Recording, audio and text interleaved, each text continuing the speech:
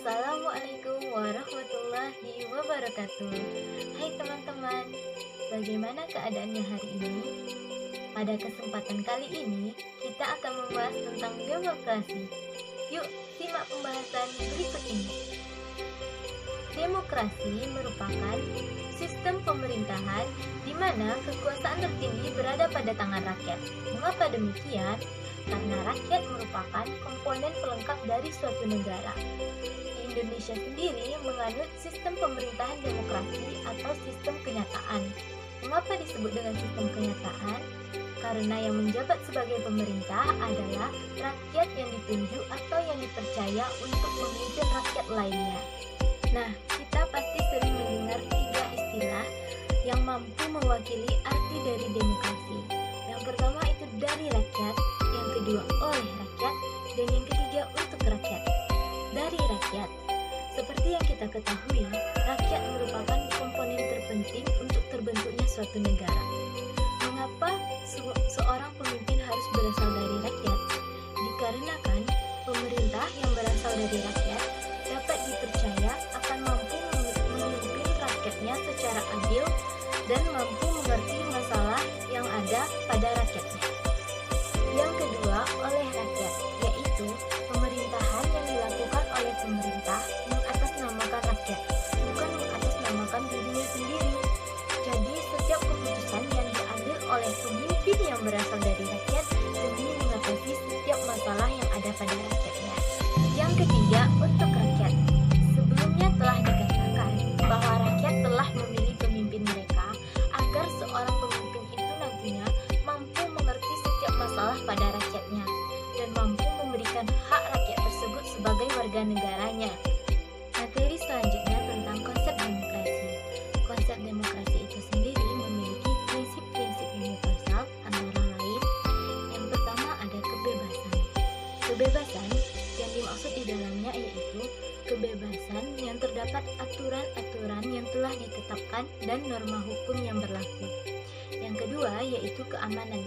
Negara yang menjalankan sistem pemerintahan demokrasi wajib memberikan keamanan dan kesejahteraan bagi seluruh rakyatnya. Yang ketiga, kedaulatan suara mayoritas sebagai penentu keberadaan demokrasi. Apabila di sebuah negara sudah berdaulat dan diakui oleh semua pihak, maka negara tersebut bisa dikatakan sebagai negara yang sudah berdemokrasi. Kita masuk pembahasan selanjutnya yaitu pilar-pilar demokrasi. Ada 10 macam pilar-pilar demokrasi tersebut antara lain. Yang pertama, kedaulatan rakyat, yaitu sejatinya kekuasaan tertinggi berada pada tangan rakyat. Yang kedua, persetujuan dari yang diperintah, yaitu adanya persetujuan langsung dari yang diperintah atau rakyat. Selanjutnya yang ketiga, kekuasaan mayoritas, yaitu kekuasaan yang tertinggi untuk mengambil keputusan. Jadi setiap keputusan yang diambil secara mufakat. Yang keempat, hak-hak minoritas, yaitu adanya perlakuan yang sama dari pemerintah dan negara terhadap rakyatnya. Yang kelima, jaminan hak-hak asasi manusia, yaitu adanya hak-hak yang sama dalam melakukan kehidupan pemerintahan berdemokrasi.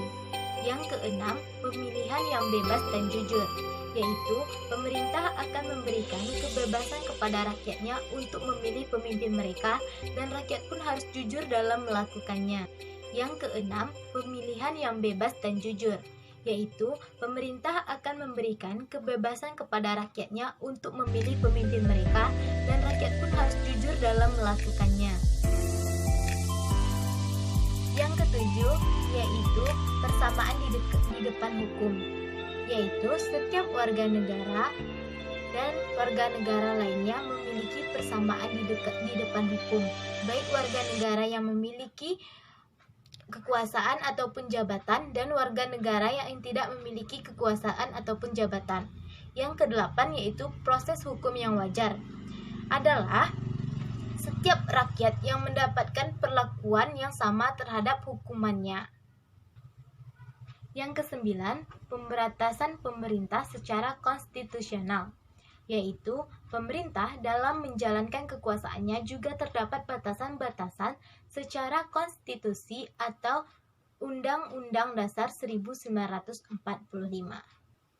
Yang ke-10, pluralisme ekonomi, sosial, dan politik, yaitu negara yang paham akan keberagamannya dalam negaranya baik secara ekonomi, sosial, dan politik.